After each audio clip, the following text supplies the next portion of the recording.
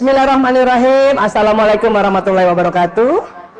Alhamdulillahirrabbilalamin. Allahumma salli wa sallim ala sayyidina Muhammad. Amma ba'du. Teman-teman akhwat fillah dimanapun berada, alhamdulillah kita bisa jumpa walaupun lewat online ya. Hari ini saya berada di tempat kami di Panti Rehabilitasi Yayasan Sahabat Rekan Sebaya di daerah Kalibata. Mudah-mudahan dengan online ini kita bisa silaturahim dalam keadaan kondisi negara kita bahkan dunia seperti ini ya. Kita harus mengikuti arahan pemerintah dan para ulama terhadap langkah-langkah pencegahan tertularnya virus corona. Karena Rasulullah SAW saja juga ya bersabda, apabila ada wabah di negara lain, kita dilarang untuk masuk ke negara tersebut. Namun apabila wabahnya di tempat kita atau di negara kita, kita pun dilarang untuk meninggalkan tempat itu atau negara itu. Itulah lockdown yang Rasulullah SAW ya minta pada kita semua. Ya, baik. Hari ini kita akan cerita tentang psikosomatis. Karena kita di lockdown, kita diupayakan untuk tetap di rumah. Bisa saja kita juga kena yang namanya psikosomatis. Ya, kenapa? Karena kelamaan di rumah juga yang tidak terbiasa di rumah itu lama-lama bisa panik, ya, senewen, cemas dan sebagainya. Ya, baik. Sekarang kita bahas apa itu psikosomatis. Secara etimologi, psikosomatis itu dari dua kata, ya, yaitu psike atau pikiran dan soma. Soma itu adalah tubuh atau badan, ya. Dan kalau dari secara harfiahnya, psikosomatis adalah penyakit yang melibatkan pikiran dan tubuh. Maksudnya apa? Jadi ada orang yang tubuhnya terasa sakit, merasa ada gangguan, tetapi sesungguhnya setelah diperiksa ya secara seksama, dia tidak ada gangguan di secara fisiknya. Namun karena ada gangguan di pikiran atau terlalu sedih, terlalu takut dan sebagainya, maka pikiran itu akan mempengaruhi tubuh. Itulah namanya psikosomatis ya. Nah, ini tadi kita sering belajar ini ya, beberapa kali dalam kajian sering lihat slide gambarnya ini. Ini namanya sistem ya, sistem saraf ya. Yang paling atas ini otak dan ini sistem saraf. Sistem saraf ini kan waktu itu kita sudah pernah cerita bahwa kerjanya seperti kabel listrik. Ya. Dia membawa pesan dari apa yang ada di otak dan juga apa yang didengar, apa yang dilihat, apa yang diucapkan, apa yang dirasakan oleh kulit itu dibawa oleh sistem saraf ya, pesan tersebut di seluruh tubuh. Kemudian kalau tadi psikosomatis itu antara pikiran dan badan, berarti apa yang ada di pikiran itu juga jalan di dalam tubuh kita. Sehingga nanti akan mempengaruhi kondisi tubuh kita atau soma. Ya, soma itu kan tubuh. Ya, apa sih cirinya psikosomatis? Itu ada beberapa ciri. Biasanya ya sesak nafas, ya, kemudian jantung berdebar-debar, nyeri lambung, kemudian diare itu termasuk juga bisa psikosomatis, ya. Walaupun ada diare karena virus dan bakteri juga, ya. Kemudian nyeri kepala bisa juga tanda-tanda psikosomatis dan nyeri seluruh badan itu juga tanda-tanda psikosomatis, ya. Bisa jadi saat ini kita ada tanda-tanda seperti itu bukan karena bakteri atau virus atau ya penyakit kronis lainnya, tetapi karena pikiran kita. Ya, jadi kalau kita takut, ya maka rasa takut itu kan ada di atas kepala tentang emosi ya. Nanti jalan takut, maka badan kita juga ikut takut. Ya, cemas, badan kita juga ikut cemas. Ya. Baik, sekarang apa sih yang ada di pikiran? Pikiran itu bukan hanya akal atau intelektual, tetapi di dalam pikiran juga, di dalam otak juga itu ada namanya otak emosi. Nah, ini otak manusia, ini otak jenazah yang dikeringkan pakai formalin. Ini dilihat dari samping kanan, otak besar, otak kecil. Ini otak dari atas, ya. Ini dari yang dahi ya, bagian jidat ini. Ini yang bagian belakang kepala, karena di belakangnya itu ada otak kecil seperti ini, ya. Ini nanti batang otak yang nanti panjang ke bawah jadi sumsum tulang belakang. Nah, disinilah nanti sistem saraf keluar di sumsum tulang. Kemudian dari sumsum tulang dia menyebar ke seluruh tubuh sampai ujung-ujung jari tangan, ujung-ujung jari kaki, dan seluruh pencernaan, ya, sistem-sistem dalam tubuh, pernafasan, kardiovaskular, ya, dan semuanya nanti dilewati oleh sistem pembuluh saraf, ya. Baik, sekarang kita lihat. Nah, ini kita lihat, ini juga sering saya kasih lihat di dalam kajian slide ini. Nah, inilah otak manusia, Allah letakkan paling atas, ada belahan kanan dan belahan kiri. Selalu, ya, waktu itu kita pernah cerita bahwa otak belahan kanan mengatur tubuh yang kiri, otak belahan kiri mengatur tubuh yang kanan, ya. Baik, sekarang ternyata di dalam otak itu ada otak emosi. Posisinya persis di tengah otak. Kalau ditanya berapa ukuran otak emosi, atau sering disebutnya limbic system, sistem limbik, ini sebesar kepalan tangan masing-masing. Coba teman-teman lihat kepalan tangannya. Ya, segini otak emosinya. Saya segini. Ya, makanya waktu kecil kalau kita kesel sama teman, kita awas loh, ya. Ya, ini ada di dalam, dan seperti ini. Kita sering sebutnya limbic system atau sistem limbik. Kalau dia dilihat dari samping seperti ini warna hijau, ya, kurang lebih seperti ini sistem limbik. Ya. Ini sering juga disebut otak mamalia. Jadi hewan golongan mamalia itu juga punya sistem limbik, punya otak emosi. Ya. Dan manusia sangat lengkap, ada otak mamalianya dan ada juga otak reptilnya. Yang mana yang ini? Batang otak ini otak reptil. Ya, ini otak reptil. Kalau dikatakan otak reptil, biasanya di reptil itu hanya ada batang otak, dia nggak ada otak mamalianya. Jadi reptil itu nggak pernah sedih sebetulnya, nggak pernah sedih, nggak pernah takut, nggak pernah marah, tetapi respon dari reptil itu fight or flight, serang atau kabur, kan gitu. Ya, fight or flight itu otak reptil. Kalau otak mamalia atau sistem limbik, dia lebih variasi jenis emosinya. Ya, jadi manusia lengkap, ada otak reptilnya, ada otak mamalianya. Nanti yang membedakan dengan manusia itu yaitu ini otak, ya, lobus frontalisnya. Disinilah nanti yang membedakan juga dengan hewan mamalia lainnya, yang membedakan adalah bagian depannya, ya. Baik, nah dalam surat Al-Baqarah ayat 155 dan 156, Bismillahirrahmanirrahim, dan sungguh kami akan menguji kalian dengan sedikit rasa takut dan rasa lapar, kekurangan harta, jiwa dan buah-buahan, ya. Jadi kita memang diuji oleh Allah, ya. Dan berikan kabar gembira untuk orang-orang yang bersabar, yaitu orang-orang yang apabila ditimpa musibah, mereka mengucapkan inna lillahi wa inna ilaihi rajiun. Sesungguhnya kami itu milik Allah dan sesungguhnya kami akan kembali kepada Allah Subhanahu wa taala. Inna lillahi wa inna ilaihi rajiun. Saat ini kita sedang ditimpa musibah, bukan hanya negara kita, ya, bahkan dunia. Makanya kita sebut penyakit pandemi, ya. Maka selalulah kita sebut innalillahi wa inna ilaihi rajiun. Ya. Sebetulnya apa berkaitan dengan kalimat innalillahi wa inna ilaihi rajiun? Ya. Kita lihat, ya. Jadi sistem otak reptil ini, apabila kita sebutkan innalillahi wa inna ilaihi rajiun, sistem reptil ini terkendali. Ya, kenapa? Karena tadi reptil itu dia secara respon dia dua, fight dia serang atau flight dia kabur.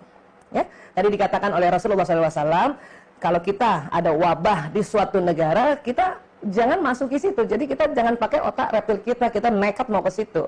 Ya, dan kalau wabah itu di tempat kita dilarang meninggalkan tempat itu atau jangan lari, jangan flight. Ya. Makanya tadi dikatakan di surat Al-Baqarah kita disuruh ucapkan inna lillahi wa inna ilaihi rajiun. Supaya apa? Supaya otak reptil yang tadinya mau nyerang ke sana, mau nekat ke tempat itu, atau mau kabur tinggalkan negara ini, atau mau kabur tinggalkan tempat kita, itu dengan kalimat inna lillahi wa inna ilaihi rajiun, ya, luar biasa, otak reptil terkendali. Makanya kita akan lebih tenang. Tenang saja, ya. Nah, kemudian setelah otak reptil terkendali, kita akan mendapati, ya, kondisi respon otak mamalia. Nah, ini lebih variatif, kita lihat. Ya. Otak mamalia ini lebih variasi, ya. Kalau para ahli emosi, dia menggabungkan, ya, jenis emosi itu ada, ya, 9 seperti ini. Kemudian kalau digabungkan dengan nafs, ya, hawa nafs itu dibagi 3. Yang 3 di bawah, dari bawah ini lawama, kemudian 3 di tengah nafsu amarah, dan di atasnya nafsu mutmainnah. Ya. Tidak semua emosi itu negatif dan tidak semua nafs itu negatif. Ya. Jadi emosi positif itu juga sebuah emosi, dan nafsu positif itu juga sebuah nafsu. Jadi karena sudah digabungkan seperti ini, dan ini ada di otak mamalia atau di otak tadi, otak tengah atau kita sebut sistem limbik, ya. Jadi ini sangat variasi. Semua manusia ada, ya, emosi ini, jenis emosi ini. Dan uniknya setelah diperiksa, ya, dengan sistem EEG, ya, elektroensefalograf, itu ternyata jenis emosi itu ada energinya, ya. Dan kemudian disusunlah jenis emosi itu dengan energi, ya. Paling bawah itu adalah energi apati. Apati itu adalah sedih yang berkepanjangan, sehingga, ya, sudah mudah ada perasaan putus asa di sini. Tapi itu kita ada. Ya, mungkin sekali teman-teman atau akhwat semuanya atau siapapun pernah merasa apati, ya. Sudah sangat sedih, kemudian merasa nggak berguna. Itu pasti kita lagi di apati. Berarti paling bawah, itu emosi paling bawah, dan energinya paling bawah. Ya, ini bahaya nih, ya. Kemudian kita naik, ada sedih, sedih masih bisa nangis, masih bisa hysterical, masih bisa meraung-raung, ini sedih. Di atas sedih itu takut, jadi takut itu energinya lebih di atasnya sedih. Dia sudah bisa melakukan gerakan-gerakan, nelpon kanan, nelpon kiri, dan sebagainya, itu takut. Di atas takut ada las. Saya nggak dapat banget itu arti sesungguhnya atau arti persisnya, tapi saya katakan las, buru-buru atau rakus, ya. Di atasnya ada anger, ada marah.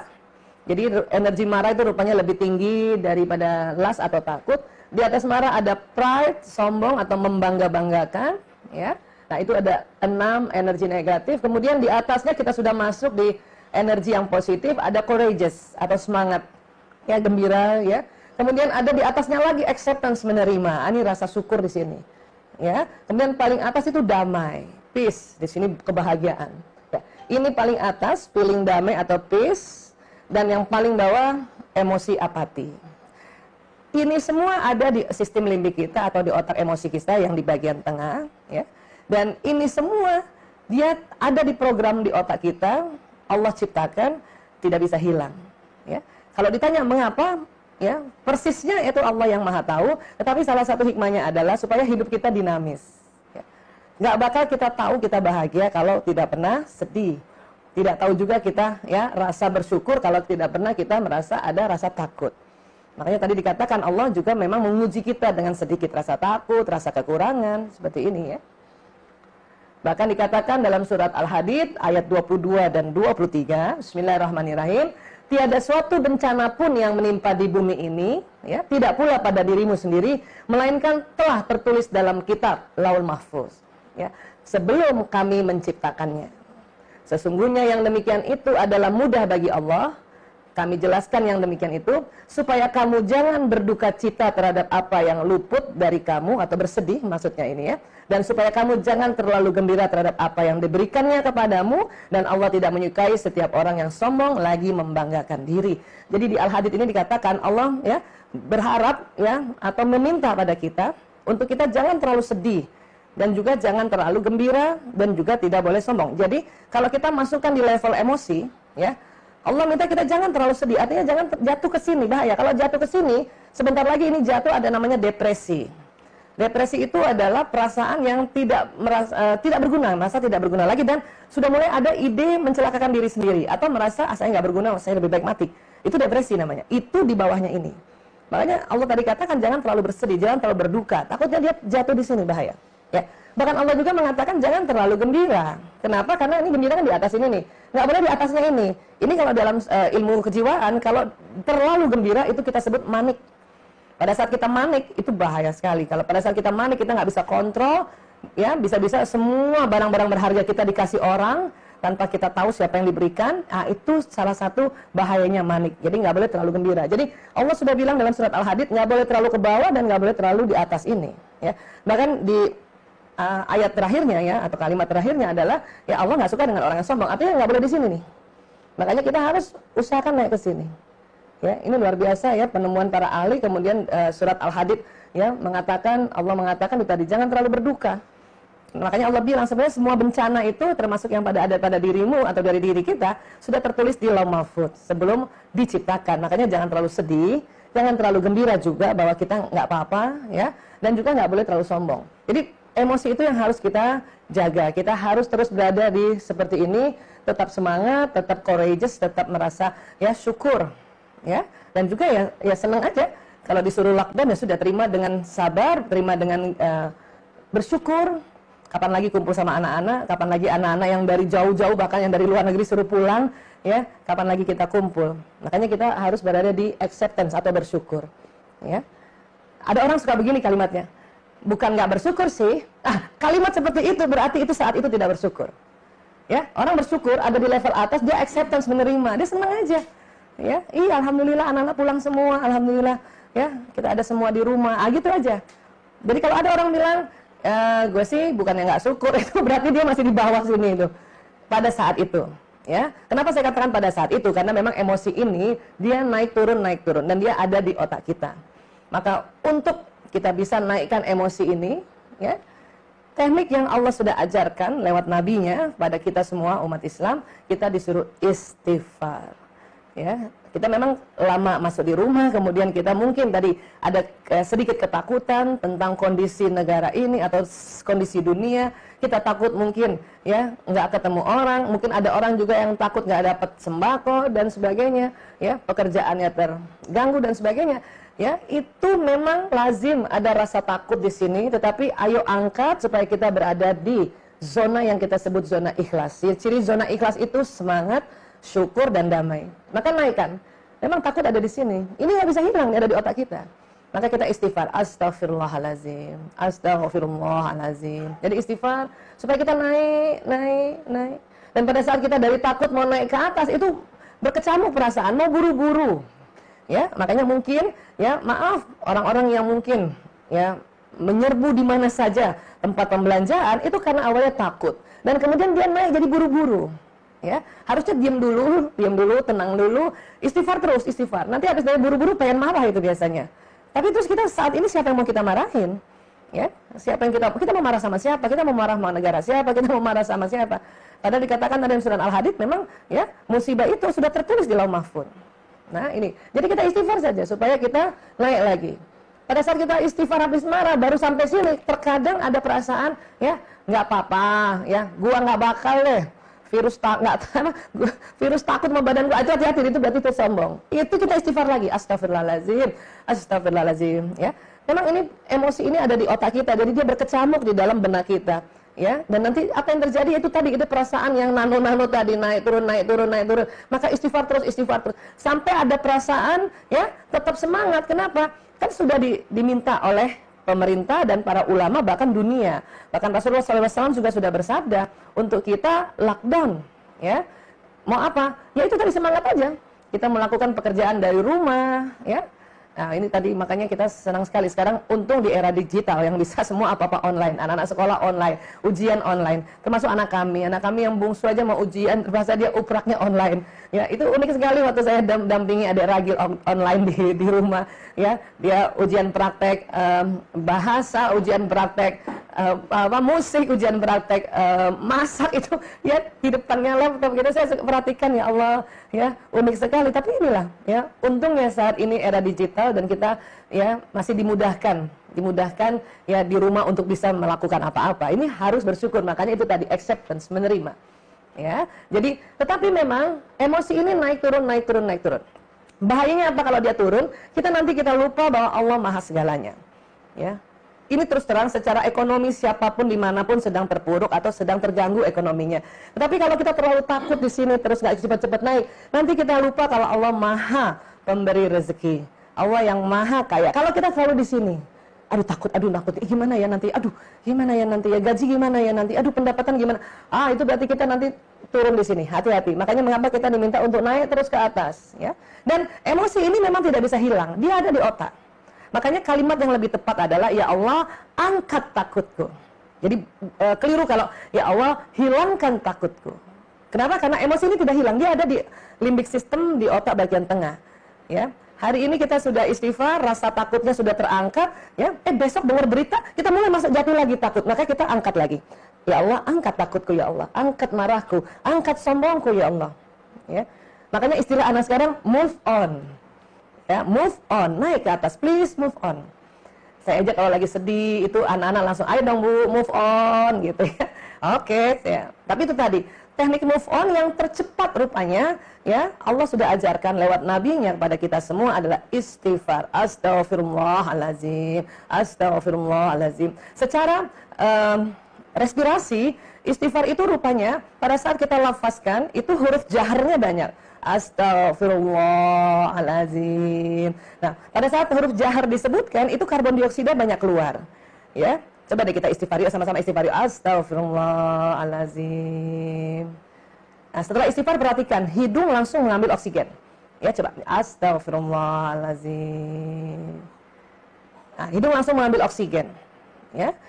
Oksigen kalau masuk ke dalam otak itu nanti sistem limbik itu terkendali. Ya. Tarik nafas atau nafas biasa juga mengambil oksigen, tapi volumenya lebih sedikit. Ya, orang mengatakan, ahli-ahli respirasi mengatakan kalau kita tarik nafas biasa, ya seperti saya ini, itu volumenya cuma 1 liter yang masuk oksigennya. Tapi kalau, ya, ada orang juga bilang, gimana kalau tarik nafas saja langsung? Jadi lagi sedih tarik nafas. Itu juga betul mengambil oksigen. Ya, setelah dihitung-hitung, kalau kita tarik nafas duluan, baru kita keluarkan karbon dioksida, itu oksigen volume yang masuk itu 3 liter. Ya. Namun kalau kita istighfar, astagfirullahalazim, ya, itu karbon dioksida keluar duluan. Nah, kalau karbon dioksida keluar terlebih dahulu, maka oksigen yang ditarik lebih banyak. Ya, setelah dihitung-hitung oleh para ahli, ternyata setelah istighfar, oksigen yang ditarik otomatis oleh hidung itu bisa 5 liter. Dan itu nanti akan langsung ya masuk ke pembuluh darah, masuk ke otak, masuk ke limbik system, maka ya kita bisa move on naik ke atas. Berapa kali Bu Aisyah kita istighfar? Ya tergantung ini masalahnya apa. Kalau masalah kecil-kecil mungkin istighfar 1 kali kita sudah langsung move on. Ya, tapi kalau sudah masalahnya pandemi kayak gini, ini masalah dunia. Ya, ini mungkin banyak kali. Ya, dan sebisanya istighfarnya yang dilafazkan astagfirullahalazim. Agar apa? Agar karbon dioksidanya keluar pada saat kita menyebutkan dan keluar ada huruf jahar tadi. Kalau kita cuma istighfar dibatinkan saja, disirkan saja, dia hanya jalan, tetapi karbon dioksida tidak keluar. Ya, jadi Allah sudah minta kita untuk selalu begitu istighfar, terus istighfar supaya apa? Kita berharap ada di zona ini, zona ikhlas, zona yang ciri khasnya tetap semangat. Walaupun di rumah kan tetap semangat. Walaupun ya ketemu anak-anak tetap semangat. Jangan sampai karena kelamaan sama anak-anak kita masuk di sini nih marah, nggak tahu juntrungannya, anak-anak dimarahin. Nanti kalau anak-anak dimarahin, anak-anak nggak mau di rumah nanti. Karena ini bisanya kita ada di dalam rumah. Agar apa? Ini mencegah agar virus ini ya penularannya atau virus ini tidak masuk ke dalam tubuh-tubuh manusia. Diharapkan beberapa bulan kalau kita atau beberapa saat kita melakukan itu, diharapkan virus itu pergi. Ya, memang virus nggak mati, tapi dia pergi. Dan pada saat dia pergi, dia tidak masuk lagi ke badan orang. Ya, kalau dia sudah ada di dalam ruang terbuka begini, dia diharapkan pergi. Seperti itu sebetulnya ya. Nah makanya kita dimohon untuk berada di zona ini. Setiap lihat anak-anak tuh harus syukur gitu ya. Ya Allah, saya alhamdulillah masya Allah ya. Mudah-mudahan terus seperti ini. Makanya saya harus istighfar. Kalau lihat anak saya 5-5-nya di rumah, ya Allah, jarang itu terjadi. Kalaupun ada sebulan cuma 1 kali barangkali. Kenapa? Karena 1 tugas di Semarang, 1 tugas di Ciputat, 1 pernah juga yang anak pertama Mas Lanang, Dokter Lanang ini dia tugasnya di Jogja. Bayangkan sekarang ada setiap hari sama-sama. Ya, suami juga, dan karena suami saya dokter dan nggak mungkin dia lockdown di rumah, dia harus kontrol rumah sakit. Tapi sore sudah pulang, masya Allah. Jadi kita harus terus semangat, makanya kita harus berada di acceptance dan menerima di sini, bersyukur terus. Makanya istighfarnya nggak boleh kurang, ya. Ada lagi rasa kepengen kabur dari rumah, berarti itu ya otak reptil yang bekerja langsung lagi innalillahi wa inna ilaihi rajiun. Ya. Atau kita mau tinggalin rumah kita pergi aja deh kalau gitu deh, kita ke satu tempat, entar dulu di mana-mana ini lagi lockdown langsung innalillahi wa inna ilaihi rajiun. Sambung lagi dengan istighfar supaya apa? Pas innalillahi wa inna ilaihi rajiun itu reptil yang terkendali. Kemudian kita istighfar, kemudian mamalia yang terkendali. Jadi semua otak kita ya yang kaitannya dengan emosi-emosi dan respon-respon fight or flight-nya kita bisa kendalikan agar apa? Ingat ya apa yang kita pelajari baik ya yang dianjurkan oleh pemerintah dan para ulama. Ya, bersabarlah ya. Ayat ini surat Al-Hadid tadi ya. Kemudian apa lagi? Nah, ini tadi istighfar, banyak sekali ya hadis-hadis tentang istighfar, keutamaan-keutamaan istighfar. Satu saja saya ambil, tapi ini satu saja sudah luar biasa. Rasulullah SAW bersabda, siapa saja rutin membaca istighfar, maka Allah akan memberikan solusi atas setiap kesulitannya, penyelesaian bagi setiap permasalahannya, dan Dia Allah akan memberinya rezeki dari jalan yang tak terduga. Jadi sudah dikatakan kalau kita istighfar, ya, ini di sini satu hadis saja ini ada 3 keutamaannya. 1, solusi, memberikan solusi setiap kesulitan. Kita kondisi sekarang memang sedang dalam kesulitan, ya, makanya kalau kita istighfar, ya, itu solusi, diberikan solusi setiap kesulitan. Apalagi, ya, penyelesaian bagi setiap masalah. Jadi kalau kita merasa ini masalah, atau mungkin di rumah karena kita dirumahkan baru, ya, ini berapa hari ini sudah 4 hari di rumah, kan kemudian merasa ada masalah, bertengkar dengan anak-anak atau antar anak-anak bersaing, itu masalah. Maka kita suruh istighfar supaya ada penyelesaian bagi setiap masalah. Dan kemudian karena kita istighfar, ya, kita takut nggak punya rezeki. Padahal Allah sudah bilang, ya, lewat nabinya kita suruh istighfar, dikatakan apa? Dia akan memberinya rezeki dari jalan yang tak terduga.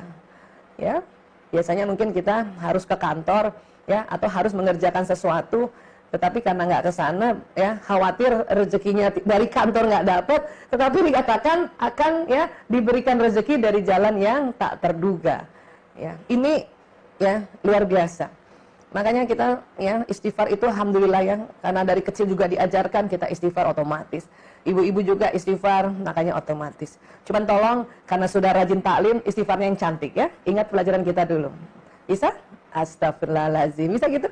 Kesel lihat anak-anak karena di rumah terus, mungkin habis sholat subuh tidur lagi berkempanjangan sampai lohor, mungkin ibu kesal, istighfarlah, tapi yang cantik. Astagfirullahaladzim. Kalau dulu gimana? Melotot. Astagfirullahaladzim dulu. Tapi karena udah rajin taklim, ya, khususnya, ya, buat ibu-ibu yang hampir setiap hari taklim cantik, ya.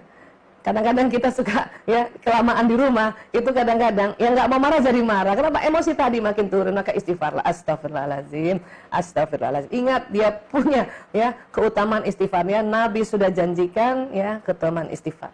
Oke, baik, sekarang sekali lagi. Jadi supaya psikosomatis tidak terkena psikosomatis, ya, apa yang kita pikirkan ini, ya, karena kan kondisi pandemi ini kita pikirkan. Kemudian kita sering lihat beritanya lewat mata. Ya, kalau beritanya real, ya, itu mungkin kita harus baca, ya, atau melihatnya. Tapi kalau banyakkan hoax, apa yang terjadi? Ya, nanti tambah takut. Ini mata kita takut karena kita membaca kan dari mata nih, ya. Nah, jalan sini nih. Aduh, serem. Bakal setahun ini lockdownnya. Oh, misalnya begitu, ya. Aduh, bahaya. Ya, takut. Ini bahaya nih. Ya, kita takut. Makanya boleh saya kasih saran, ya, untuk berita-berita carilah berita yang real dan tidak usah baca berulang-ulang. Untuk berita-berita negatif, ya, menurut ilmu neuroscience, bacalah sampai 2 kali saja. Kadang, ya, beritanya satu tetapi dari, ya, kita baca dari berbagai media, sehingga apa? Lebih dari 2 kali, kemudian emosi takut di atas kepala ini terstimulasi, turun ke badan, takut, akhirnya semua badan takut. Ya, bahkan belum lagi kena virus corona, kita sudah takut. Yang bahaya apa? Pada saat kita takut, cemas, ya, itu imunitas tubuh itu menurun.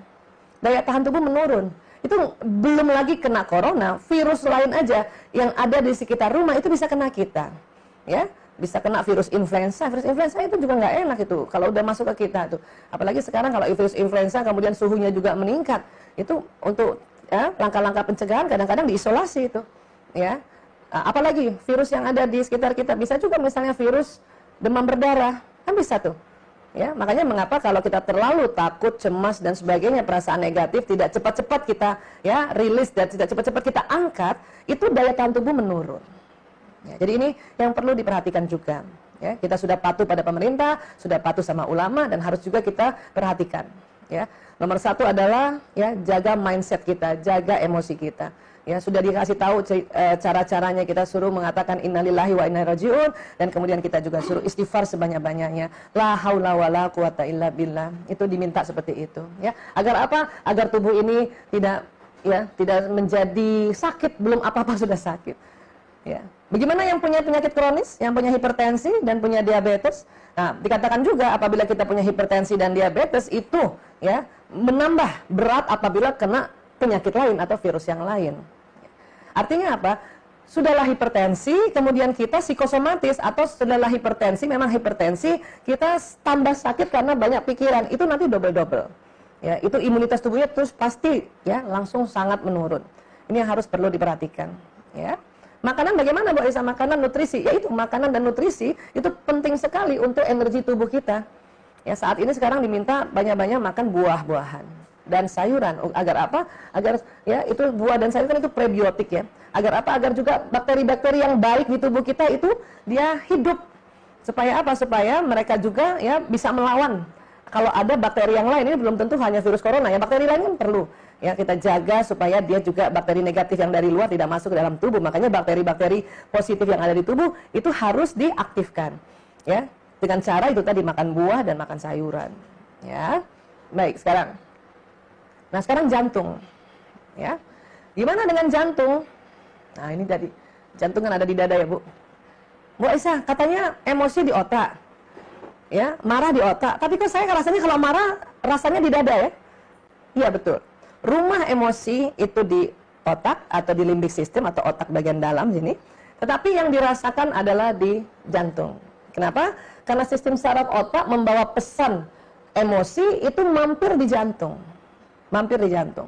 Kemudian jantung karena ada pacemaker, pacu jantung, ya, dia bisa membawa pesan energi itu, pesan emosi itu, ya, menjadi 5.000 kali. Jadi kalau misalnya 1 kali dari emosi di kepala distimulasi oleh panca indera, kemudian kita takut, kemudian jalan di jantung, karena ada pacemakernya dia bisa 5.000 kali terasanya, sehingga yang terasa adalah di rongga dada kita atau di jantung kita. Ya, makanya kalau kita punya pikiran-pikiran yang negatif, ya, maka nomor 1 yang kena serangan itu jantung. Ya, kita takut, kita sedih itu langsung rasanya di sini, walaupun memang rumahnya di otak. Ya, nah itu tadi. Dan kemudian dikatakan juga ya. Jadi waktu itu saya juga pernah share ya cerita tentang sebuah jantung. Jadi tahun 67 Dr. Christian Bernard dari Afrika Selatan itu telah merintis transplantasi jantung. Ya, tahun 67 loh. Ya. Yang unik Dr. Bernard itu melakukan penelitian ke orang yang ditransplantasi jantungnya dia sedikit ada perubahan perilaku ya. Ada kasus yang sangat signifikan tahun 1995. Ada orang namanya Sonny Graham, dia mendapat jantung baru dari Terry Cuttle, usia sama-sama 33 tahun. Jadi nggak mudah transplantasi jantungnya, dia ada persyaratan-persyaratannya. Salah satunya umurnya harus ya sama atau paling tidak selaras ya. Jadi Sonny Graham ini dapat jantung dari Terry Cuttle. Terry Cuttle juga laki-laki, jenis kelamin harus sama. Terry Cuttle meninggal usia 33 tahun. Masuk ke Sonny Graham ya. Dan kemudian itu tahun 95 ya. Sonny Graham selama 1 tahun itu merasa sehat dengan jantung yang baru. Kenapa? Karena tadinya jantungnya udah rusak Sonny Graham ini. Akhirnya dia datang ke dokter. Dia tanya, dokter adakah keluarga dari Terry Cuttle ini? Kata dokter, mau apa? Saya mau ketemu. Untuk apa? Saya mau bilang terima kasih atas restu keluarga, atas izin keluarga, ya jantung ya almarhum Terry Cuttle saya bisa pakai. Kata dokter ada. Akhirnya dipanggil keluarganya. Siapa yang datang? Istrinya. Ya, nama istrinya Cheryl. Cheryl. Ini jandanya Terry Cuttle. Apa yang terjadi pada saat ya Sonny Graham melihat Cheryl itu jatuh hati, jatuh cinta, ya. Kemudian tidak bertepuk sebelah tangan, Cheryl pun lihat Sonny Graham jatuh cinta saat itu juga. Akhirnya mereka menikah, ya. Bertahun-tahun mereka menikah, mereka kemudian hidup bahagia. Tapi suatu ketika mereka bertengkar, kemudian Sonny Graham bunuh diri dengan cara apa? Dia menembak kepalanya, ya. Nah, ini yang ada keunikan bahwa Terry Cuttle, si suaminya si Cheryl dulu, matinya atau meninggalnya dia tembak kepalanya dengan pistol yang jenisnya sama. Ya. Dan Sonny Graham tidak tahu kalau Terry Cuttle meninggal dengan tembak. Kenapa? Karena memang tidak boleh diungkapkan bagaimana kematiannya. Tetapi Sonny Graham ya melakukan hal yang sama, dia menembak kepalanya seperti Terry Cuttle. Nah, ini. Jadi dia menembak dirinya ya, kepalanya persis dengan pistol jenis yang sama ya. Akhirnya dokter Bernard bingung, kenapa begini ya, kok bisa begini rata-rata ya. Misalnya ada seseorang diganti jantungnya sama orang lain yang tadinya nggak suka fast food, dia jadi suka fast food ya. Fast food itu unik itu. Nah akhirnya ya ditelitilah jantung. Memang penelitian pertama tahun 91 oleh Armour dari Montreal, Kanada. Tetapi baru tahun 2000 penelitian dari Lithuania oleh Renginya Pauzier dan kawan-kawan, apa yang didapat? Ternyata di jantung manusia itu ada sel otaknya atau neuron, jumlahnya 40.000. 40.000 neuron sel otak. Ya, Masya Allah. Jadi tahun 2000 terungkap di jantung ada 40.000 sel otak. Ya. Jantung punya otak tersendiri yang independen. Ya. Kemudian apa lagi? Jantung bisa melakukan fungsi merasakan, bisa belajar, mengingat, merecall memori dan berpikir. Itu jantung seperti itu. Ya. Kemudian apa lagi? Neuron dalam jantung itu ada hormon namanya kalmodulin, di mana hormon kalmodulin itu mampu menyimpan proses belajar dan memori. Jadi bayangkan di jantung ada sel otaknya yang bisa ya berfungsi seperti ini, bisa untuk proses belajar, memori, dan mengingat dan sebagainya, Masya Allah. Ya. Jadi artinya jantungnya Terry-Cottle itu ya menyimpan memori ya tentang kehidupan dia. Dia cinta sama Sheryl, kemudian dia menikah, bahkan kematiannya Terry-Cottle itu disimpan oleh neuron jantungnya. Sehingga pada saat dipasangkan Sony Graham melakukan seperti itu. Ya. Kalau di otak berapa? Di otak memang ada sel otak, dia ada jumlahnya 100 miliar. 100 miliar. Ya. Kalau jantung 40.000 neuron. Kalau di otak 100 miliar neuron yang aktif. Ya. Ini luar biasa. Sehingga ya disepakati oleh para ulama neuroscience ya yang disebut kolbu oleh Nabi SAW itu mereka sepakat adalah jantung. Ya, kolb, jantung. Memang dari penelitian istilah dari kolbu itu sendiri, ya dia diartikan dua. Oleh orang-orang Asia dan Afrika diartikannya hati, ya. Oleh orang-orang Eropa dan Amerika, karena mereka lewat proses penelitian, kolbu itu diartikannya jantung. Satu mengartikannya sebagai heart, satu mengartikannya sebagai heart. Ya. Nah, kalau hati dalam anatomi tubuh manusia itu nama dari lever. Nah, organnya ada di sini, di bagian tubuh bagian kanan di sini. Dan bentuknya tidak begini atau ya, dia bentuknya segitiga di sini. Jantung ya. Kita lihat ya, jantung. Ah, ini dia nih. Ya, saya kasih lihat dulu jantung. Nah, sebentar ya. Ah, ini jantung. Ya, jadi yang di kolb itu di sudur, di rongga dada. Rongga dada itu paru-paru dan jantung, ya. Nah, makanya disepakati bahwa kolb itu jantung. Anak-anak sekarang ya karena gaya Korea kan sering begini ya, sarangnya gitu ya. Nah, ini betulnya gambar jantung. Kenapa? Karena jantung manusia juga kurang lebih ukurannya sebesar kepalangan tangan masing-masing. Nah, ini kan ini jantung nih. Sama tuh. Terus kalau dia begini, ini dia nih. Ya, ada arteri, ada aorta. Ini kan bentuknya kayak jari-jari nih kan. Jari dua yang diginikan ya. Ada ini yang jempol ini aorta, yang telunjuk ini ada arteri pulmonalis. Jadi arteri yang dari pembuluh darah dari jantung ke paru-paru. Kalau aorta itu yang pembuluh darah besar yang dari jantung ke seluruh tubuh. Ya ini. Jadi kalau dibilang sarangnya itu artinya my kolbu. Ya. Jadi nggak usah dimarahin bu anaknya bu. Banyak ibu-ibu marahin anaknya, ngapain sih Korea-Korea mulu? Bukan, ini namanya my kolbu. Coba ganti aja jangan sarangnya ya. My kolbu. Ya, ini dia nih. Ya. Sampai sini sepakat ya. Ini gambar jantung. Oke. Nah, untuk itu makanya ya, kemudian kita lihat lagi. Nah, ini ya. Jadi jantung ada 40.000 neuron di situ. Merekam segalanya. Ya, dan dia juga rupanya bisa menerima hidayah. Jadi bukan hanya otak yang bisa menerima petunjuk, tetapi juga kolb atau jantung menerima petunjuk. Ya. Sehingga dikatakan kalau kita bersabar, ya, Allah akan memberikan petunjuk ya pada otak kita dan pada jantung kita. Sudah tenang aja. Oke. Nah, ini sistem saraf tubuh kita ya, seluruh tubuh di sini. Ya, ini EEG nih. Ini tadi yang alat yang untuk bisa tahu energi emosi. Apati itu rupanya kalau kita sedang apati, energinya itu lama banget yang jalan di otak kita. Kalau kita sedang sedih, dia agak naik sedikit dan sebagainya. Tapi kalau kita sedang bersyukur, itu bagus sekali kerja otaknya ya. Ini pakai alat ini supaya kita akhirnya tahu tentang level emosi tadi. Ya. Nah, ini tadi ya, karena memang di otak juga banyak listriknya, karena di otak itu kumpulan dari neuron-neuron. Neuron itu katakan satu neuron bagaikan komputer tercanggih di zamannya. Itu ada 100 miliar. Berarti ada 100 miliar komputer di otak kita, dan semua itu ya memberikan koneksi-koneksi listrik, koneksi-koneksi jaringan listrik. Makanya otak kita juga bergelombang, dia memberikan pancaran-pancaran ya.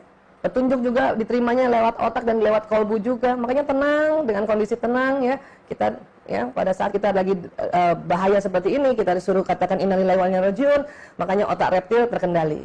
Astagfirullahalazim, otak limbik sistem terkendali. Kemudian kita tenang, maka kita akan tahu harus ya berbuat apa. Ya. Dalam surat At-Taghabun ayat 11, tidak ada suatu musibah pun yang menimpa seseorang kecuali dengan izin Allah. Dan barang siapa yang beriman kepada Allah, niscaya dia akan memberi petunjuk kepada hatinya, dan Allah Maha mengetahui segala sesuatu. Ini masih terjemahannya hati, ya. Padahal di sini sebetulnya kata kalimatnya adalah qalbahu, ya. Ini qalbahu. Ya, ini tadi, ya. Wa ma yu'min billahi yahdi qalbahu, qalbu. Makanya ini yang mengartikannya masih orang lama ini biasanya. Atau ini masih ya ambil referensi dengan mengartikan kolbu itu hati. Tapi kalau tadi kita mengikuti penjelasan bahwa kolbu itu heart atau jantung, maka dikatakan di sini akan ya diberikan petunjuk pada kolbunya, pada jantungnya, bayangkan. Ya, makanya kalau kita psikosomatis, jantung kita terlalu cepat berdetak, nanti bahaya, dia nggak ada petunjuk yang Allah berikan, kita nggak bisa tangkap. Dan kita harus melakukan apa, melakukan sikap-sikap apa, makanya harus tenang, ya. Nah, karena itu tadi psikosomatis membahayakan. Paling nomor satu itu jantung yang dibuat berdetak-detak. Ya, sudahlah psikosomatis jantungnya berdetak dan dia juga punya kelainan jantung, waduh double itu. Makanya dikatakan di sini bahwa surat Al-Taghabun ayat 11, niscaya dia akan memberi petunjuk kepada kolbunya dan Allah Maha mengetahui segala sesuatu. Ya, sekali lagi Allah Maha mengetahui segala sesuatu. Ya. Nah sekarang, memang apa bahayanya sih kalau kita berpikiran negatif, berpikiran jelek? Satu, ya tentu tubuh terjadi penyakit yang disebut tadi psikosomatis. Ya. Kemudian apa yang berbahaya berikutnya? Ya, nah, tubuh kita karena ada dua jenis, badan seluler dan badan bioplasmik. Ya, jadi tubuh kita tuh keluar nur, keluar cahaya. Kalau bahasa kalau bahasa fisika kuantum ini namanya gelombang elektromagnetik. Ya, ini kita keluar ini. Tubuh kita tuh kayak gadget, persis kayak gadget. Bahkan disebutkan tubuh kita ini gadget alamiah. Ya. Telepon genggam pertama, ini bukan karena di endorse, ini saya harus cerita tentang sejarah. Telepon genggam pertama yang kalau teman-teman orang tuanya punya, itu kan sebesar batu bata ya. Itu kan mereknya Motorola. Ya. Baru teknologi berikutnya Ericsson yang bisa dilipat itu Ericsson itu. Yang besar itu kayak batu bata Motorola. Ya. Nah, telepon genggam pertama itu yang menemukan pertama adalah karyawan dari Motorola, namanya Martin Cooper. Martin Cooper itu waktu membuat telepon genggam pertama terinspirasi dari kerja tubuh manusia. Kerja tubuh manusia. Ya, apa yang dipesankan dia akan jalan di dalam tubuh. Jadi makanya istilahnya telepon seluler. Di badan seluler manusia ini banyak kabel, cuman dia nggak keluar. Telepon seluler itu kan kabelnya di dalam, dia tidak keluar. Tidak seperti telepon rumah biasa. Manusia pembuluh darah, pembuluh saraf, pembuluh limfonya nggak keluar. Keluar sedikit aja masalah. Ya, teman-teman ibu-ibu pernah tahu nggak? Ya, kabel manusia keluar sedikit pembuluh darahnya. Ah, itu yang terjadi pada orang ambeien. Ya, nah itu ambeien itu pembuluh darahnya keluar sedikit aja ada masalah itu. Ya, itu harus dimasukkan lagi itu, entah dengan obat kah? Kalau dengan obat udah nggak bisa, terpaksa dioperasi. Ya, duduk aja udah susah kalau kabel kita keluar. Nah, itu tadi. Jadi Motorola membuat gimana caranya ya kabelnya nggak keluar kayak telepon biasa, tetapi bisa saling berhubungan. Nah, mereka melihat cara kerja manusia. Tubuh kita keluar gelombang elektromagnetik. Dari mana dia keluarnya? Dari titik-titik hitam ini, yang titik-titik ini. Di mana titik-titik ini? Ini bulatan-bulatan. Dia ada di subkutis di bawah kulit. Kalau teman-teman mau melihat terpaksa harus ya ambil silet dulu, buka dulu dikit, kletek dikit. Itu pun nggak bisa dilihat dengan langsung, dia harus lewat ya mikroskop elektron. Di bawah kulit itu ada bulatan-bulatan. Bulatan-bulatan itu untuk keluarnya energi. Ya. Dan jumlah bulatannya ditotalkan 360. Namanya apa? Ah, ini cuman karena yang pertama kali menemukan bulatan di bawah kulit itu seorang dokter namanya dari India, namanya Dokter Charaka, maka diabadikan namanya titik-titik ini disebut cakra. Ya. Kalau pori-pori di kulit, karena yang menemukan dokter dari Latin namanya pores, dokter pores, maka disebutnya pori-pori. Hampir semua tubuh kita secara internasional biasanya diberi nama sesuai yang menemukan pertama. Dan ingat, ini tetap penciptaan dari Allah. Ya, ini keluar. Sumbernya dari mana energi ini? Dari tentu dari sel-sel tubuh. Dari makanan juga. Ya, makanan, minuman. Air dalam tubuh kita adalah pembangkit tenaga listrik.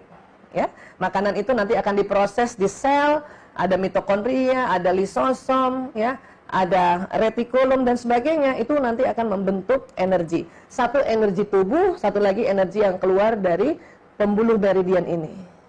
Ya. Dan pembuluh meridian ini bentuknya bulat itu. Dia kalau dia berputar ke kanan, itu energinya nggak keluar, dia tersumbat ke dalam. Kalau dia berputarnya ke kiri, dia keluar. Ya. Dunia ini tidak pernah diam meskipun dalam keheningan selalu bergetar dalam vibrasi yang tidak tertangkap panca indera. Jadi keluar terus.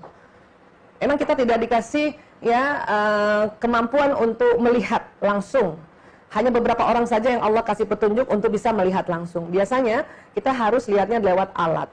Ya, ini kita ambil hikmahnya saja. Kita jangan merasa kenapa sih nggak dikasih lihat. Itu kalau dikasih lihat itu repot soalnya. Ya, kita akan lihat sinyal orang kemana-mana. Itu repot banget. Repot sekali. Kita aja lihat, maaf, sinyal LCD proyektor ini aja, ini udah pusing loh. Gimana kalau setiap orang mengeluarkan pancaran nurnya itu? Ya, belum lagi bersaing dengan provider-provider energi yang lain. Waduh, bisa pusing. Udah, kita terima dengan senang hati, dan ini sudah diteliti, ya, bukan penelitian hanya di sini saja, tetapi di seluruh dunia ada penelitian ini, ya. Nah, kemudian sinyal ini itu banyak manfaatnya. Salah satunya adalah dia membawa pesan pikiran kita, ya. Jadi ini membawa pesan pikiran kita. Setelah membawa, misalnya kalau kita marah, sudahlah ngerusak psikosomatis, marahnya itu akan didorong oleh sinyal badan bioplasmik. Yang kena siapa? Orang sekelilingnya. Kalau kita marah, orang sekeliling kita akan terasa nggak enak. Ibu kelamaan di rumah sama anak-anak, kemudian ibu kesel marah, anak-anak yang pertama ngerasain kita marah. Ya, akhirnya dia juga udah nggak enak itu nanti. Padahal harus di rumah. Kalau dia udah nggak enak, ibu belum ngomong loh, belum marah loh. Tapi pikiran kita ini udah keluar dari tubuh kita. Ya, khadimat kita di rumah juga merasa nggak enak karena kita kesel melulu, marah melulu. Memang kita nggak ngomong, cuman tubuh kita mengeluarkan seperti itu. Cucu kita juga barangkali nggak enak, yang tadinya kalau sama utinya seneng, ini jadi nggak enak, jadinya kepengen keluar aja. Ya, padahal kita nggak boleh sering-sering di luar saat ini. Jadi hati-hati. Nah, yang luar biasanya lagi, gelombang ini juga karena dia punya sifat magnetik, dia menarik peristiwa, menarik kejadian, dia ngambil. Yang bagaimana? Sesuai apa yang kita pikirkan. Kalau kita takut, maka ya akan ditarik peristiwa yang tambah bikin kita takut. Ya, kesal akan ditarik peristiwa yang tambah bikin kita kesal. Marah akan ditarik peristiwa yang tambah bikin kita marah. Ya, nah itu tadi. Makanya ini ya kita harus jaga ini. Oke? Manusia adalah magnet dan setiap detil peristiwa yang dialaminya datang atas daya tarik undangannya sendiri. Memang kita boleh marah, tetapi tidak boleh berkepanjangan. Kenapa? Akan ditarik peristiwa yang tambah kita marah. Kita boleh sedih, tapi nggak boleh berkepanjangan. Cepat-cepat move on, cepat-cepat istighfar. Ya, supaya apa? Supaya kita tidak menarik peristiwa yang tambah kita sedih. Ya. Bu Isa, kalau kita negur seseorang, boleh nggak sih? Boleh. Ibu marah, tegur orang marah, teman nggak boleh lama-lama. Cepat-cepat move on, selesaikan sudah. Kenapa? Karena nanti ditarik peristiwa yang seperti itu lagi. Kita takut penyakit. Kalau kita nggak cepat-cepat move on untuk berada di posisi acceptance, ya, tadi level kayak tadi itu, maka penyakit yang kita takutkan datang loh.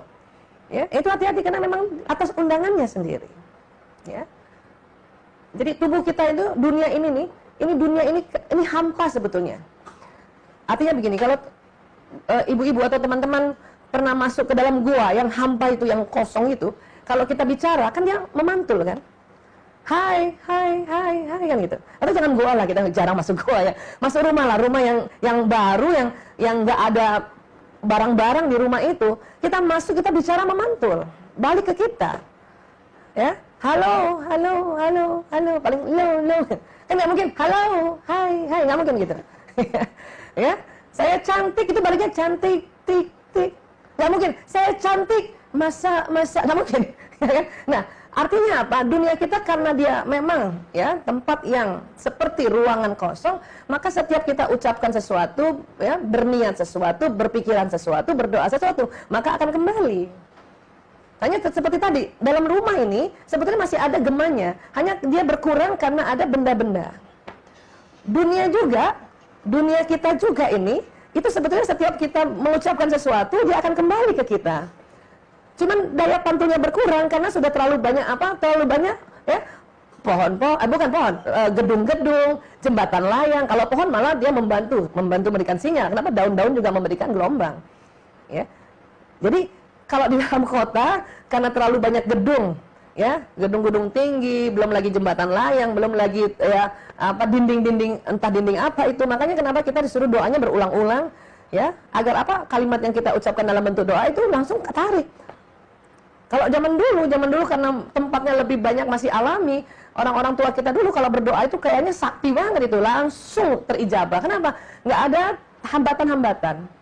Ya, sinyal handphone kita saja, kalau sudah ada tetangga kita rumahnya tinggi, itu kadang-kadang sinyalnya nggak bisa kita bisa dapatkan dengan mudah. Terpaksa kita harus pakai cara-cara tambahan, ya, untuk kasih modem dan sebagainya. Ya. Nah, seperti itu. Jadi sekali lagi, ya, di dunia ini memang kita cari sinyal sebetulnya. Kenapa? Karena tubuh kita tuh punya sinyal. Agar apa yang kita doakan, apa yang kita sampaikan, prasangkakan kita gitu, yang baik-baik dan dia akan datang baik-baik. Ya. Kalau nggak percaya, di mana-mana kita cari sinyal, ya kan? Baru sampai satu tempat kita kasih tanya sama orang di tempat itu, ada sinyal kan gitu. Ada sinyal kan sesuatu gitu. Ya, itu baru sinyal yang manusia ciptakan, belum lagi ya sinyal yang kita diciptakan oleh Allah. Kita karena nggak belajar teknik badan bioplasmik, maka anak-anak atau mungkin yang muda, bisa jadi kita juga ya suka terperangkap dengan sinyal yang buatan manusia. Padahal tubuh kita punya sinyal. Ya. Hukum ini disebut law of attraction, daya tarik menarik. Sesuatu akan menarik dirinya segala hal yang satu sifat dengannya. Makanya kalau kita bahagia kita mencoba, kita move on ke bahagia, maka akan ditarik peristiwa yang bahagia. Ya. Apapun yang ada di sekeliling kita tentu akan membuat masalah. Dan masalah itu adalah, yang matematika masalah gini, masalah sama dengan situasi kondisi plus emosi negatif. Situasi kondisi sulit dirubah. Misalnya kita punya masalah dengan suami itu sulit dirubah, sulit diganti. Mungkin bisa, tapi sulit. Nggak mudah ganti suami. Ya. Nah, ini suami, sudahlah suaminya kayak gitu memang, dan perasaan kita negatif, kita jengkel, maka jadi masalah. Yang bisa cepat dirubah adalah emosi kita. Kenapa? Karena dia seperti tangga yang ada di otak kita. Dengan kita istighfar saja, yang tadinya marah bisa naik menjadi acceptance lagi. Ya, Bu Isa, saya sudah istighfar, saya sudah terima suami saya apa adanya. Alhamdulillah, itu udah benar. Itulah yang dicatat oleh Allah sebagai amal soleh kita. Tapi Bu Isa, saya besoknya kesel lagi. Ya sudah, naikkan lagi keselnya. Ya, karena memang tadi saya sudah katakan emosi itu tidak bisa hilang, dia bisa hanya naik turun. Ya, kemampuan kita naikkan lagi, ya itulah yang dicatat sebagai amal soleh kita. Ya, kemampuan kita untuk menaikkan lagi itulah yang nanti jadi ladang amal kita. Ya, hanya ada yang kuat, ada yang nggak kuat kadang-kadang memang. Tapi itu tadi kalau kita rajin taklim, insya Allah kuat. Percaya sama saya, insya Allah. Ya. Baik. Kemudian dalam surat Az-Zariyat ayat 23 ya, fa warabbis sama'i wal ard innahu lahaq mithla ma annakum tantiqun. Bismillahirrahmanirrahim. Maka demi Tuhan langit dan bumi, sungguh apa yang dijanjikan itu pasti terjadi seperti apa yang kamu ucapkan. Ya. Baik diucapkan dalam benak, baik diucapkan dalam mulut, baik diucapkan dalam kalbu, dan diucapkan dalam tulisan. Maka please, saat ini adalah kita sering juga menulis, entah dituliskan di media sosial kah atau di mana, maka tulislah yang baik-baik. Pada saat kita menulis yang buruk-buruk saja, maka tulisan itu akan menarik peristiwa. Ya, ini tadi, sungguh apa yang dijanjikan pasti terjadi seperti apa yang kamu ucapkan. Ya, memang kondisi sedang wabah. Kita diminta untuk ya ikhtiar melakukan hal-hal yang dikatakan oleh Nabi tadi, untuk kita tetap di negara kita, ya tidak kemana-mana, sudah tetap. Dan negara sudah meminta kita tetap di rumah, ya di rumahlah. Sesekali seperti saya ini ya, ini pun saya sudah diwanti-wanti oleh anak-anak saya. Kebetulan memang mereka semuanya orang-orang medis, mereka dokter, mereka sudah wanti-wanti. Tetapi karena saya perginya ke tempat saya juga, yaitu panti rehabilitasi, ya maka saya datang ke sini ya sesekali untuk bekerja ya secara online juga ya. Jadi sekali lagi mari kita ya rasakan ya apa yang ada di sekitar saya ini, langsung juga berdoa, ya Allah ya angkat segala musibah ini, angkat segala malapetaka dunia ini. Hanya memang ada harus karena sunnatullah perjalanan penyakit itu memang makan waktu, maka kita harus mengikuti itu juga. Kenapa? Itu hukum alam juga. Dikatakan 2 pekan dia punya inkubasi, sudah dicoba untuk kita tidak banyak beraktivitas, ya, kita tidak berkumpul di tempat-tempat ramai selama 2 pekan. Itu karena memang sunatullahnya dari hukum si kehidupan virus itu, ya, atau kehidupan si mikrorenik ini atau jasad renik ini gitu. Ya, ini mikroorganisme namanya. Dia memang makhluk halus yang kecil-kecil. Kita nggak lihat, kita hanya bisa lihat lewat mikroskop. Ya, ini memang dia punya sifat, dia punya cara durasi kehidupan dan sebagainya. Itulah makanya kita butuh waktu untuk kita bertahan sesaat, ya, sampai ya diumumkan kembali oleh negara. Kenapa? Memang karena kondisi pandemi seperti ini, ya, negara yang harus kita ya patuhi dulu. Kenapa? Negara bertanggung jawab terhadap ini semua, ya. Baik. Nah, sekarang mumpung di rumah, ya, selain kita ya coba psikosomatis kita kurangi atau bahkan kita hilangkan, ya, makan minum nutrisi kita pakai, dan kebetulan kita karena di rumah kita coba cukup istirahat. Kenapa? Karena imunitas tubuh juga akan berkurang kalau kita tidak istirahat, ya. Ini kesempatan istirahat. Apalagi tinggal di kota besar seperti Jakarta, Jabodetabek, ini kan jarang istirahat, maka gunakan untuk istirahat supaya imunitas tubuh meningkat, ya. Apalagi yang harus kita lakukan, memang harus bergerak juga, olahraga ringan di rumah. Agar apa? Agar metabolisme dari semua yang kita makan dan air ini dia berjalan untuk menjadi listrik. Dan apalagi yang harus kita lakukan sekarang, memperpanjang sinyal ini, badan bioplasmik ini. Ini sinyal ini banyak sekali manfaatnya, ya. Nah, ini dia banyak sekali manfaatnya, dia berlapis-lapis anatominya ini, berlapis-lapis anatominya. Ada eterik paling dekat, ada astral agak jauh sedikit, ada kausal yang ini nih. Dan ada spiritual yang keluar tanpa bisa diukur, ya. Kalau eterik masih bisa diukur, dia kurang lebih 1 cm. Sebetulnya ada masker di tubuh kita yang Allah sudah kasih, sangat dekat, dia nggak cuma di mulut saja, tetapi di seluruh tubuh, ya. Namun tetap kita ikhtiar, kalau kita sakit kita pakai masker. Kenapa? Karena kita berusaha juga untuk bukan hanya makhluk-makhluk halusnya yang keluar, tetapi pas droplet kita keluar, kadang-kadang virus itu atau bakteri-bakteri ada di droplet kita. Makanya kita ikhtiar kembali pakaikan masker kalau kita sakit, ya. Atau misalnya petugas kesehatan dia memang pakai masker, dia harus. Pas kita di bandara kita juga pakai masker, ya. Namun sesungguhnya juga ada masker tubuh kita. Dan agak panjang sedikit astral, ya, biasanya berwarna. Kalau pakai foto aura nih berwarna karena menunjukkan watak kita. Jauh sedikit kausalnya. Kalau kausal ini kalau kita sehat bisa 6 meter sampai 8 meter. Ya, kita manusia ini Allah kasih bubble energy. Kalau kita lagi jalan bubble energy, ya. Saya suka berseloroh pada ibu-ibu dulu, ya, kalau kita ketemu di Bu. Kausal ini, eterik astral kausal, sesungguhnya salah satu fungsinya adalah melindungi tubuh manusia dari makhluk halus. Saya suka tanya sama ibu-ibu, Bu, makhluk halus apa? Ya, rata-rata disebutnya jin. Terus saya bilang, Bu, makhluk halus itu virus, bakteri, parasit, ya, yang ada di sekitar kita. Jadi jangan jin aja. Ya, nah itu tadi. Jadi perkuat ini. Kemudian apa? Spiritual. Ini gelombang spiritual ini yang menembus dinding-dinding, menembus kaca, yang tidak bisa diukur, ya, nggak bisa diukur. Nah ini tadi. Spiritual keluar pada saat kita berdoa, bersalawat, berniat dan berprasangka. Ya, jadi sekali lagi, ya, kita mumpung di rumah, kita cukup makan, cukup minum, cukup tidur, cukup gerak.